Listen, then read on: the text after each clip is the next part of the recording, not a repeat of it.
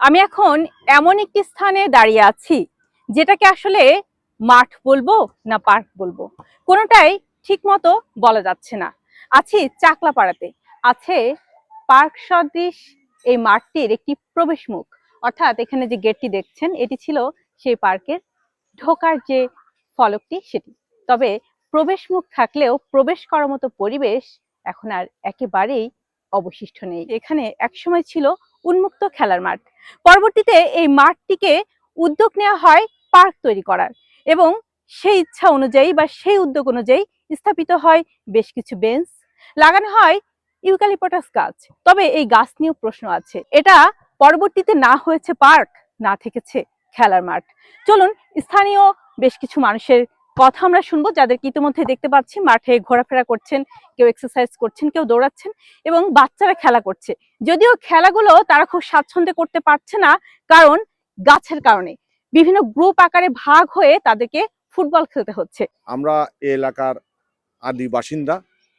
ছোটকালে স্কুল জীবনের খেলাধুলোর সমগ্র সময় এই মাঠে আমরা খেলা করেছি।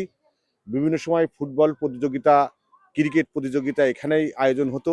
আমাদের ইন্টার স্কুল যখন খেলাধুলো হতো তখন এই মাঠটাই একমাত্র অবলম্বন ছিল। সাবেক তৎকালীন জেলা প্রশাসক আসাদুজ্জামান ভুইয়া সাহেব ঝিনাইদহ জেলার যখন জেলা প্রশাসক ছিলেন তখন উদ্যোগ নেয় খেলার মাঠটা পার্ক করা। কিন্তু পার্কের কিছু গাছ আর কয়েকটা ছোটোখাটো স্থাপনা ছাড়া উনি এখান থেকে ট্রান্সফার হয়ে যায়, তারপরে কিন্তু এইটা ওই অবস্থায় থাকে। পরবর্তীতে বিগত 4 বছর আগে এখানে আরেকটা অফিসার্স ক্লাব সরকার অফিসার্স ক্লাব তৈরি করছে, সেটাও সম্পূর্ণ হয়নি, আংশিক হয়েছে।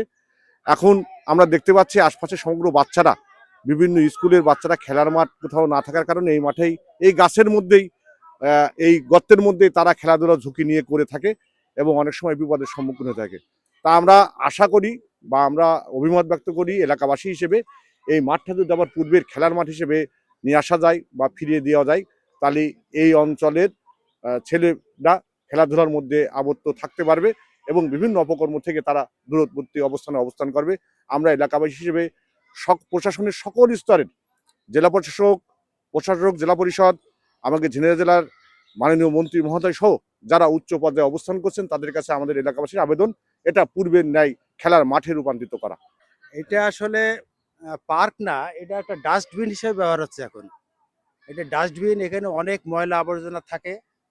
আর যেসব সুন্দরভাবে এখানে ওই ছাতা টাতা দিয়ে করছিল সেসবে কোনো এখানে বালাই নেই। এখন গরু বেঁধে এখানে গরু চাষ হয়, গরু দিয়ে খাওয়াটা এখানে এখানে গোবর টোবর ফেলে বাচ্চারা খেলাধুলা করতে পারে না। মূলত এই মাঠটা ছিল চাকলাদারের, এখানে চাকলাপাড়া নাম, এখানে জমিদারের এই জায়গাটা ছিল। আর এই মাঠেই আমাদের শৈশবটা কেটেছে। আমরা এই স্কুলে লেখাপড়া করতাম, আমাদের শৈশব জীবনটা এখানেই কেটেছে। এখন আসলে আসলে বুকটা ফেটে যায় যে এই মাঠের এই অবস্থা।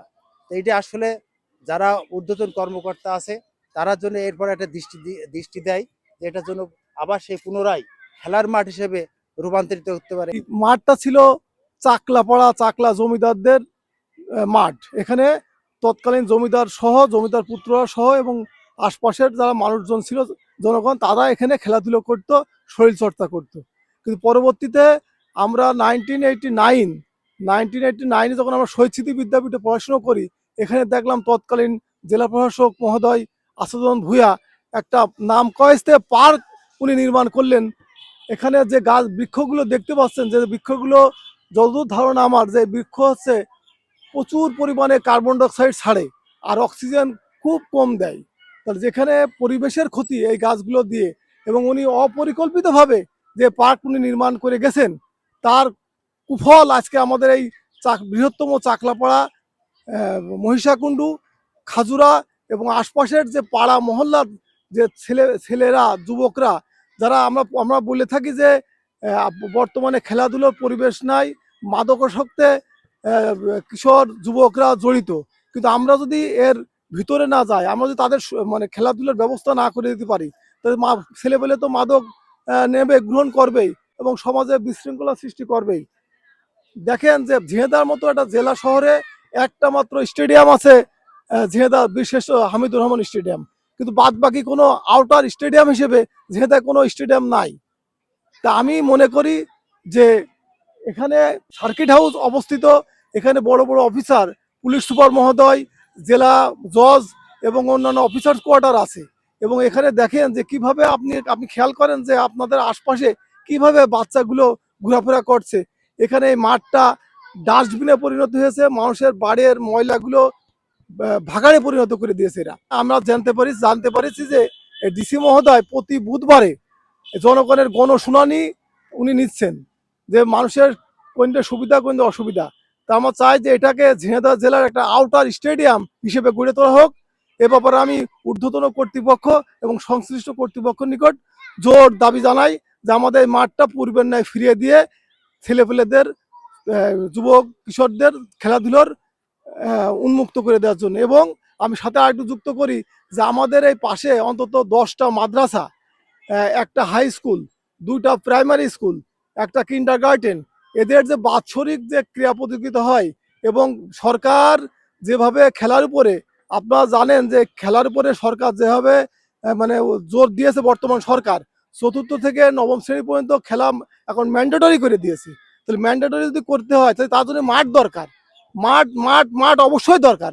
সেই হিসেবে এই মাঠটা যাতে পূর্বের ন্যায় ফিরিয়ে মানুষের খেলাধুলার অবাধ সুযোগ করে দেওয়ার জন্য আমি অনুরোধ করছি। আমি চাকলাপাড়াতেই থাকি, আমার বাসা এখানে। আমি অনেক বছর এখানে যাবত বড় হয়েছে, এখানে আমি মানুষ। ছেলেবেলে, এলাকার ছেলেবেলে সবাই খেলাধুলা করে।